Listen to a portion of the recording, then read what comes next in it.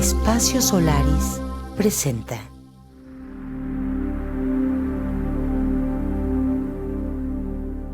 Butaca 39, con la presencia de Andrés Montiel, actor mexicano y personaje crucial de ese cine contemporáneo que ha marcado un antes y un después en las historias de la pantalla grande. Actualmente reconocido por su participación en la reciente serie de corte mundial El Centauro del Norte. En este episodio, valores universales como el teatro, el cine y la amistad se unen en una fraterna conversación con el actor.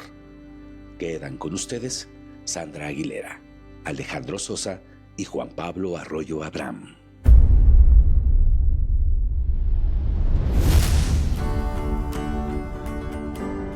Hola, mi nombre es Juan Pablo Arroyo Abraham, soy director de cine, director de Espacio Solaris, y el día de hoy estamos con un gran amigo, y así lo considero un gran amigo, un gran actor y a veces también un gran consejero, y me tiene mucha paciencia el gran actor Andrés Montiel, quien nos acompaña en Butaca 39, este espacio dedicado a los podcasts en el corazón de Morelia. Bienvenido, Andrés. No, muchas gracias por la invitación y por tanto gran, no me siento tan gran, pero... No. Gran amigo, sí. Te mereces esas flores y más. Yo como director, pues siempre estaré aprendiendo y tú me enseñaste mucho. Y te tengo una primera pregunta, Andrés, un poquito escabrosa y espero que no te ofendas. Como actor, a veces desafortunadamente se etiquetan a los personajes y tú tuviste una película que tuvo mucho éxito, que fue El crimen del padre Amaro, y la gente, ya no tanto, pero la gente te identifica muchísimo por ese papel que hiciste en El crimen del padre Amaro. Te ponen etiquetas y te dicen, tú eres el del crimen del padre Amaro. Ya inclusive a veces no dicen tu nombre, dicen la película. ¿Para ti qué significó participar en esa película, que fue una producción del 2002? ¿Cómo cambió tu vida? ¿Qué cosas buenas te dio? Pero también quisiera saber qué cosas negativas te dejó en tu vida esa película, en el sentido de estas etiquetas de las cuales estoy hablando, Andrés. Ok. A ver. Ay, está muy padre esa pregunta. Pues mira, positivas fueron...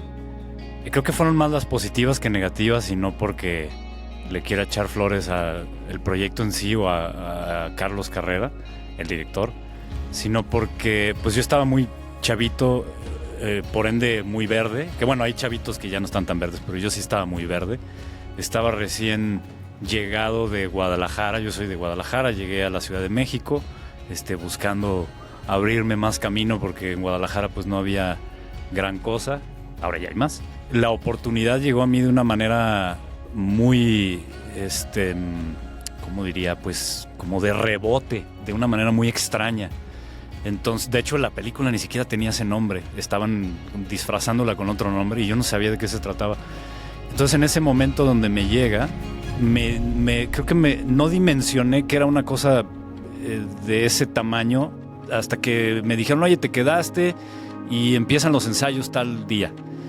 Entonces llego al ensayo y veo a Gael, y veo a Ana Claudia, y veo a Damián Alcázar, y dije, Dios mío, creo que aquí yo soy el más novato de todos ellos. Entonces, pues hablando de lo positivo, me sentí sumamente, siendo yo el actor verde, porque realmente yo era el principiante ahí, todos ya habían hecho un montón de cosas, me sentí muy cobijado por todos ellos. Nunca sentí que me vieran como, ay, este es el principiante que viene de Guadalajara haciendo teatro y ahora quiere hacer cine. O sea, gracias a eso, creo que me ayudó mucho a perder el nervio, que sí estaba muy nervioso una vez que vi el elenco, y también me apoyé mucho en ellos, en tratar de entender cómo iba a abordar el estilo, más que el estilo de actuación, más bien la manera de actuar en cine, porque el teatro es muy diferente al cine, son lenguajes muy diferentes. Yo soy alguien que desde muy chavito fui muy cinéfilo y todo. No fue hasta la hora de estar ahí en el set que entendí que son lenguajes muy diferentes.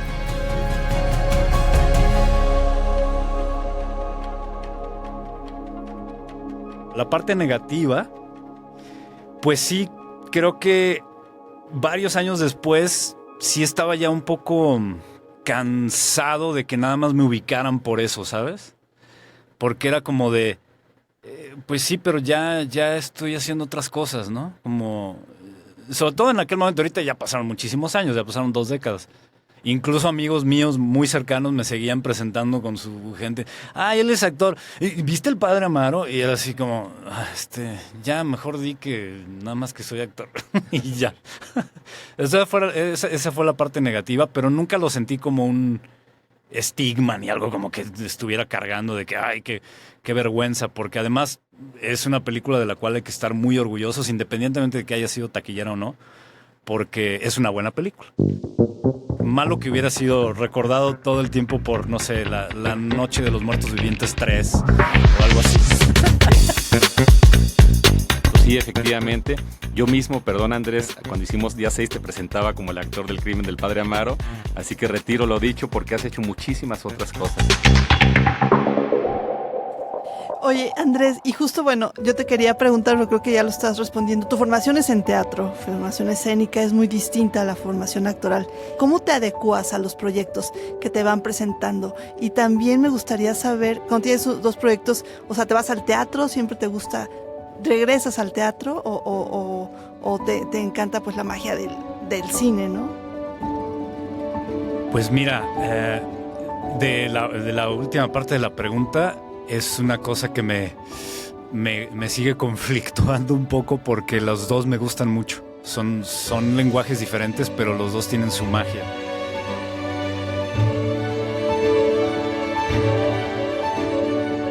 Evidentemente creo que me sigue ganando, sobre todo últimamente, me sigue ganando más el cine. Y no tanto por la cuestión de que, es que la va a ver más gente, no va por ahí, sino porque sí hay algo del cine en relación particularmente a la actuación, donde donde un actor puede tener un poco más de, yo le llamo la filigrana, como el tejido más minucioso, más fino, porque la cámara está casi pues adentro de ti, de tu intimidad, ¿no? Y eso nunca me va a dejar de gustar del cine en relación a la actuación. Pero también el teatro me gana mucho. Porque el teatro es como, ¿cómo decirlo? Pues fue mi primer hogar y es como regresar al hogar.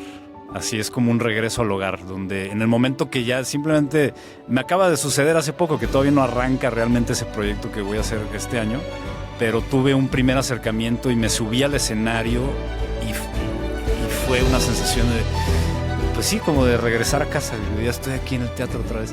Lo que a mí me gusta del teatro, que el cine no tiene, es que es en vivo. Y eso también genera otra cosa en el actor, pues. Genera otra relación con el espectador. Es difícil a veces decidir entre las dos. Lo ideal es hacer las dos. Butaca 39. Continuamos. A mí, justo como parte de este, pues no hallazgo, sino que fue como un sueño, creo que cumplido. O sea, y además es muy común en la gente de provincia, como suele decirse, actores, directores o gente del arte, que de pronto nos vamos a Ciudad de México con un sueño, ¿no? Y ese sueño, pues que es precisamente a veces consolidarte como actor o ganar algunos premios o vivir bien o dependiendo de cada quien. Y justo en ese sentido yo quisiera preguntarte, o sea, cuando tú llegas a la Ciudad de México, porque además han pasado ya 20 y tantos, y llegas a la Ciudad de México y si tu sueño sigue siendo el mismo y si sigues conservando ese Andrés soñador que llegó a la Ciudad de México, pues como muchos otros actores llegan. Híjole, pues fíjate que realmente no llegué con unos sueños muy grandilocuentes. Sí sabía que mi objetivo era, yo quería hacer cine. No sabía cómo ni por dónde. Tenía ganas de hacer cine porque siempre me ha gustado el cine desde muy pequeño. Y más que buscar la consolidación o todas estas cosas, que de hecho yo no me siento ni remotamente en ese estatus todavía, digamos así, lo que quería sí era lograr vivir de ello. Porque en Guadalajara, repito, en aquellas épocas pues no había muchas opciones. Ahora ya cambió mucho Guadalajara, pero en aquel momento solo había una compañía formal de teatro donde podías recibir un sueldo fijo y no pude entrar, siendo sincero. Apliqué para entrar y pues no fui requerido, no fui aceptado. Entonces ya no había para dónde hacerme más que tomarlo como un hobby y dedicarme a otra cosa o irme de lleno, y decidí irme de lleno. Y la verdad fui muy afortunado porque pues se me abrieron, no todas las puertas, porque mentiría y siguen muchas puertas cerradas al día de hoy, pero se me abrió una puertita y por ahí fui un poquito a poco abriéndome camino. Y de que si sigue todavía ese soñador, pues sí. La mayoría de los actores soñamos y tiramos, me encantaría trabajar con Wim Wenders y me encantaría trabajar con, pues a quién no, y con Martin Scorsese y tal. Pero pues uno empieza a aterrizar en la realidad y decir, a ver, esto es lo que hay, este es el campo en donde te mueves y aprende a moverte ahí en ese campo, ¿no? Pues nunca dejes de soñar, porque si dejas de soñar va a estar muerto en vida, como dice Almas Rotas también, ¿no? Oye, yo te quería preguntar, has estado en varias series también. La más reciente es El Centauro del Norte, donde haces el papel de Felipe Ángeles. 2 preguntas en una. Primera, ¿qué tanta libertad tienes en una serie como actor? ¿Qué tanto te involucras con un personaje? ¿Qué tan rápida es la producción de la serie a tal grado de que tú no puedes adentrarte precisamente en este personaje en lo particular? ¿Y cómo te sentiste en esta serie del Centauro del Norte? ¿Y de qué trata un poquito, Andrés, por favor? Claro que sí.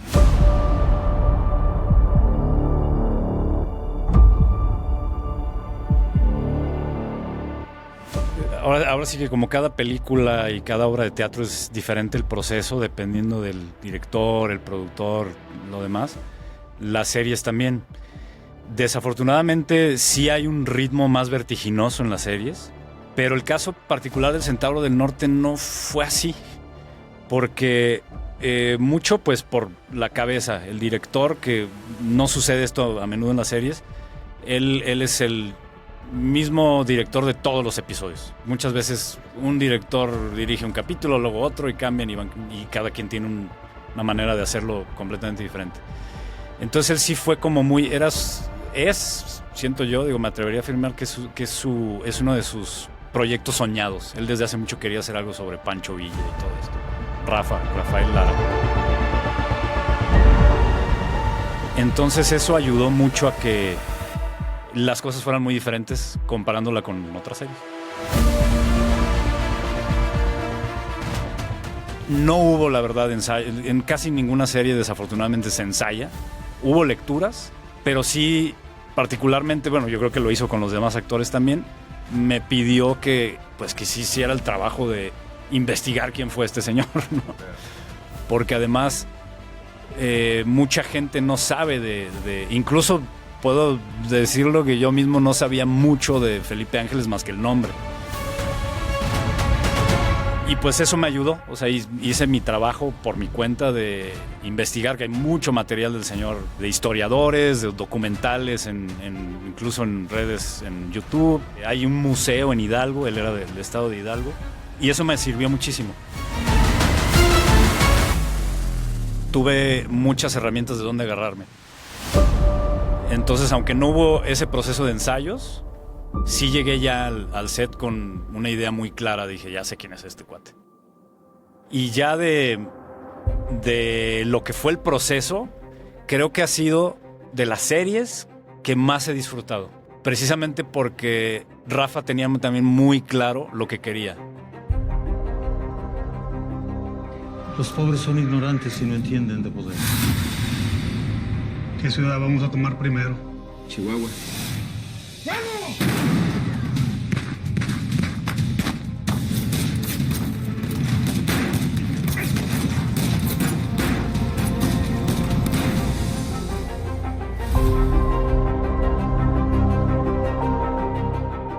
tenía muy, muy claro lo que quería de cada capítulo, lo que quería lograr con las secuencias.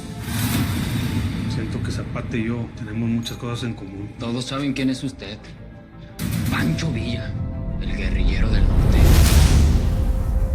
También pues pasan tropelías y accidentes como en todas las producciones. No hubo un tonal de accidentes porque sí fue una producción algo grande, con caballos y explosiones y todo eso, y pues eso, hubo accidentes. Es mejor morir de pie que vivir de rodillas. Fue de esas producciones muy extrañas en series que cuando ya estaba llegando el final, nadie de los que estábamos ahí quería que se terminara. Así, ya nos queda una semana nada más, no, que no se acabe esto. Pero eso debo reconocer que no es lo común en las series.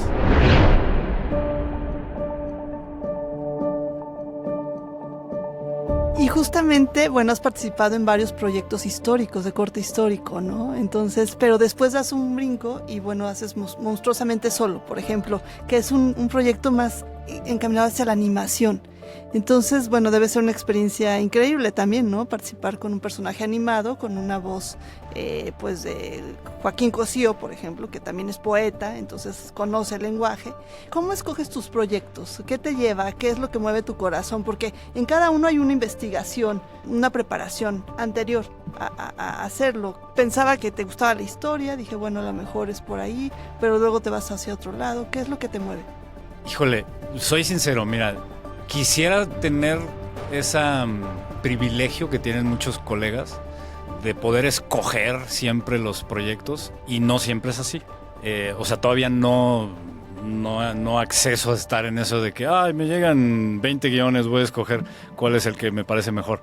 He tenido mucha suerte de que me ofrecen, el caso, por ejemplo, de Monstruosamente Solo, cosas que para mí implican un riesgo, y le apuesto a eso. O sea, si tienen un riesgo para mí de salirme, sobre todo de mi zona de confort, le entro. Ojalá tuviera esa oportunidad de que me llegan ofertas por todos lados y decido por cuál irme. Muchas veces tomo lo que va llegando. Es Iturbide. Ok, sí, lo hago. Y luego llegó esta cosa con Felipe Casals. Esas fueron así como una tras otra, y fue entre coincidencia y suerte, porque por ejemplo lo de Casals llegó gracias a que Damián Alcázar me recomendó con él. El caso de, por ejemplo, los proyectos que me ha tocado afortunadamente trabajar con Juan Pablo, los dos son proyectos que desde que los leí dije, es que esto es algo que si no lo haces, estás muy menso, o sea, tienes que hacerlo. O sea, éntrale.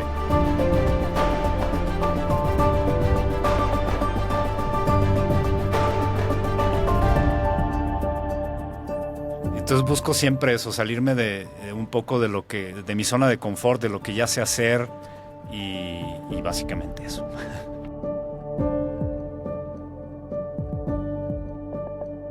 Butaca 39. Continuamos.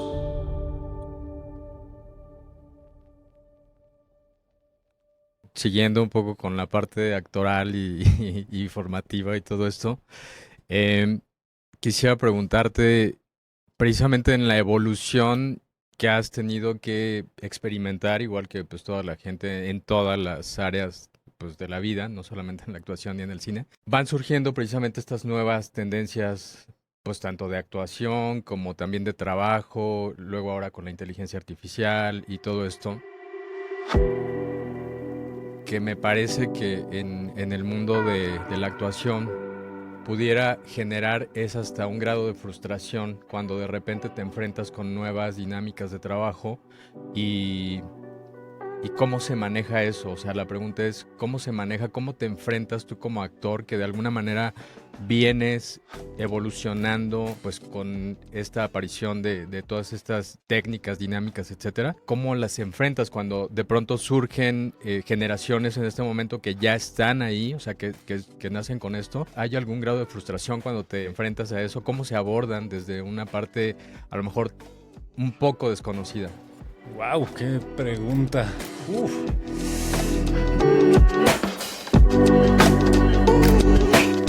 Sí ha habido más que frustración, ha habido una especie de desconcierto. Porque sí hay muchas cosas que han cambiado mucho y siguen cambiando, ¿no? Como acabas de mencionar, por ejemplo, la inteligencia artificial, que creo que es algo que a todos, no nomás los que nos dedicamos a este medio, sino de muchos otros medios, nos tiene un poco entre wow, qué interesante, a la vez wow, qué miedo. Porque creo que es un arma de doble filo y el filo está muy delgado, está muy fino. Entonces, no sé, la verdad, hacia dónde va a transitar ese tema. Esperemos, no solo yo, creo que mucha gente en el mundo, que no transite hacia lugares oscuros, porque si no nos puede llevar de verdad a unos terrenos muy inhóspitos. Y no solo, o sea, yo que no sé absolutamente nada de inteligencia artificial, pero escuchas hablar a los que sí saben de eso y no están hablando maravillas, están más bien hablando con cautela, diciendo aguas con esto, porque, en fin, eso en cuanto a eso, sí me genera un desconcierto. Estoy buscando cómo adecuarme, cómo adaptarme, sin obviamente perder pues lo que soy yo y lo que he aprendido y lo que sigo aprendiendo, porque me considero un alumno todavía y espero seguir siendo un alumno toda la vida, pero sin perder lo que uno es, ¿no? Porque si no, pues entonces estás traicionándote a ti mismo.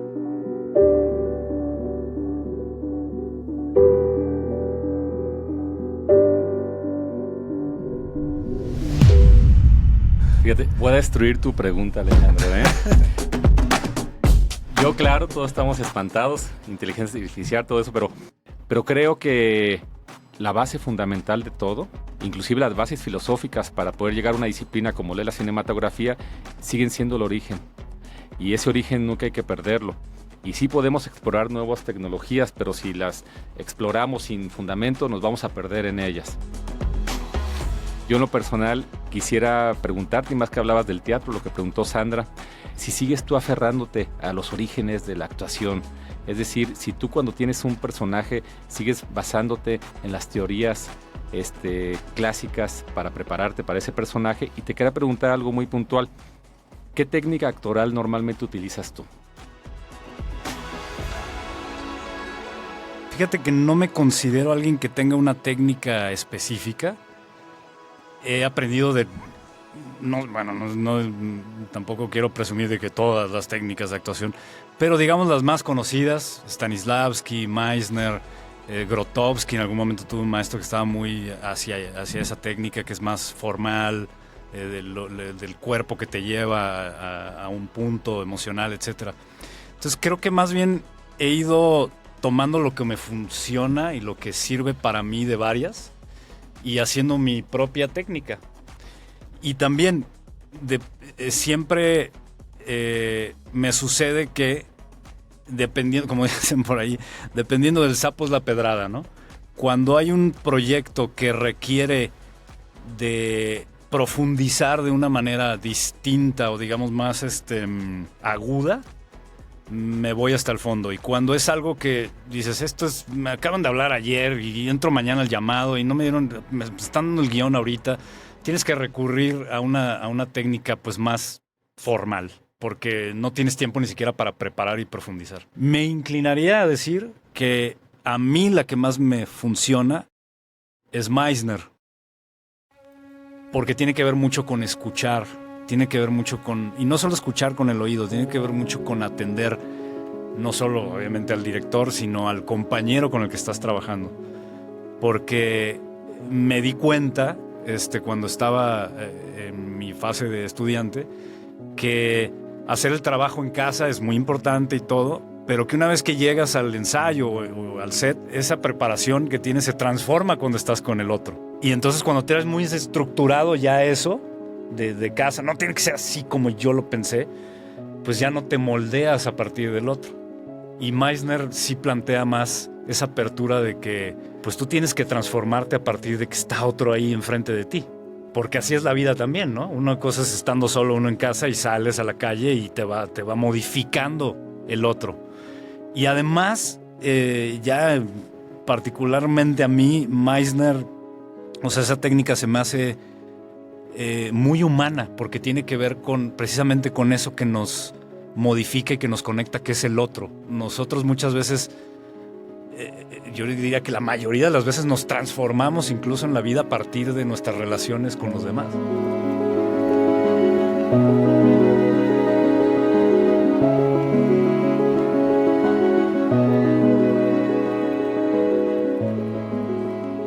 Bueno, a mí me gustaría retomar justo esta técnica actoral que comentas que utilizas de Meisner, quien propone además justo como las circunstancias dadas y en ese sentido pues se aplica a toda la vida.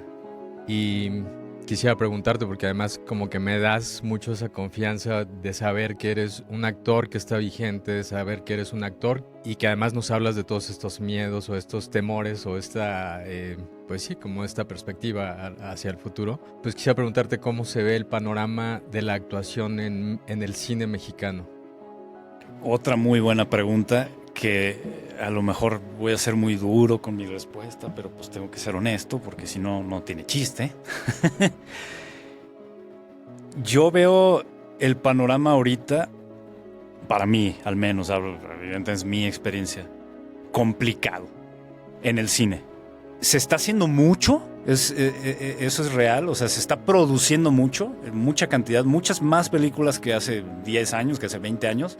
Se ha facilitado mucho porque también ahora el cine digital es más, digamos, viable, porque ya no es celuloide, todas estas cosas, la postproducción, etc. Pero el contenido es el que ahí está cojeando, ¿no? Hay mucha falta de rigor en los guiones, porque ahí es de donde parte todo, ¿no? Y si tú partes de un mal guión, y no lo he dicho yo, digo, puedo ahora sí que citar a el gran Kurosawa, lo decías, tú tienes un gran guión, ya tienes casi la 50% de la película resuelta, porque no tienes más que seguir lo que está ahí en el guión. Y entonces eso se nota mucho, hay mucha carencia de buenas, no de buenas historias, porque hay buenas historias. No es cierto que ya todo está dicho, que ya todas las historias se contaron. Hay muchas historias, y más en México, que tenemos un país lleno de historias de todo tipo, actuales, de época, etcétera. Pero sí hay una falta de rigor tremenda en los guiones.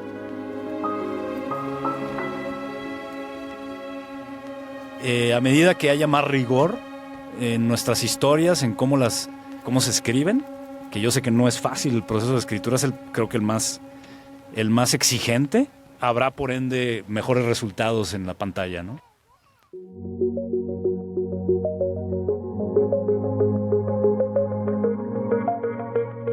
Toda la historia debe tener una gran dosis de verdad, y es decir, verosimilitud.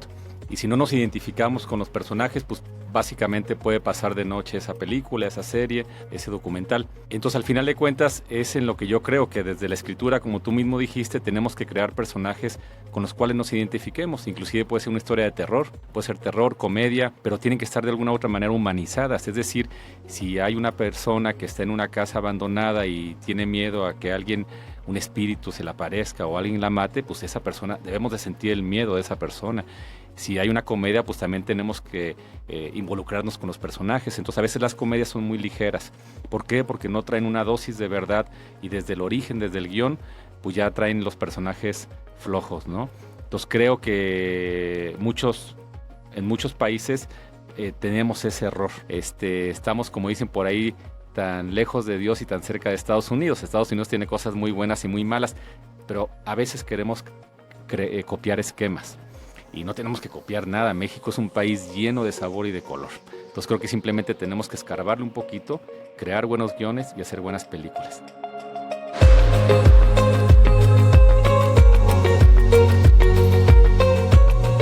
Pero te tengo una última pregunta para cerrar. ¿En qué estás trabajando ahorita? ¿Y qué tan conforme te sientes con eso que estás trabajando? Tú quisiste o quieres ser director de cine también. Me has platicado en algunas ocasiones. ¿Te quedas con ese anhelo frustrado? ¿Lo vas a lograr? Platícame, ¿en qué estás trabajando, Andrés?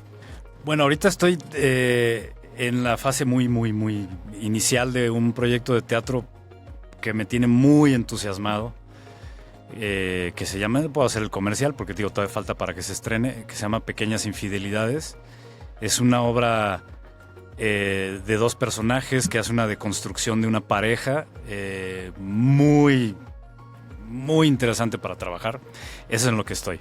Y me tiene muy, muy entusiasmado porque está muy bien escrita. La escribe un dramaturgo argentino. Y estará, espero, que si todo sale bien, estrenándose por ahí de septiembre. Los primeros días de septiembre.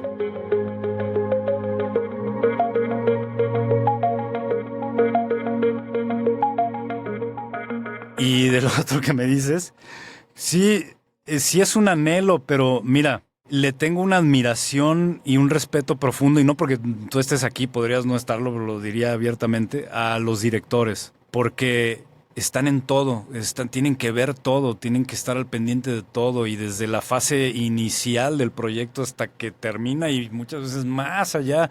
A veces son 3, 4 años de tu vida para un solo proyecto donde le volcaste todo tu corazón y todo tu ímpetu y todas las ganas y todo. Entonces, quizás más bien en mi caso es que le tengo tanto respeto que me apabulla tomar esa, ¿sabes? Como dar ese escaloncito. Que no sé si sea escalón, o sea, hay muchos actores que se han vuelto directores y lo hacen increíble. Pero por ahora creo que sigo quedándome donde estoy por esa razón, porque les tengo una admiración y un respeto profundo. Y seguirá siendo así. Mira, tú mismo dices que te gusta que te saquen de tu zona de confort, así que no le saques a Andrés. Esperemos que esto siga avanzando. Gracias a todos, a Andrés especialmente y a todos los que nos escuchan en Butaca 39 desde el corazón de la ciudad de Morelia. Muchísimas gracias de veras a ustedes por estar aquí, por invitarme. También espero que se repita.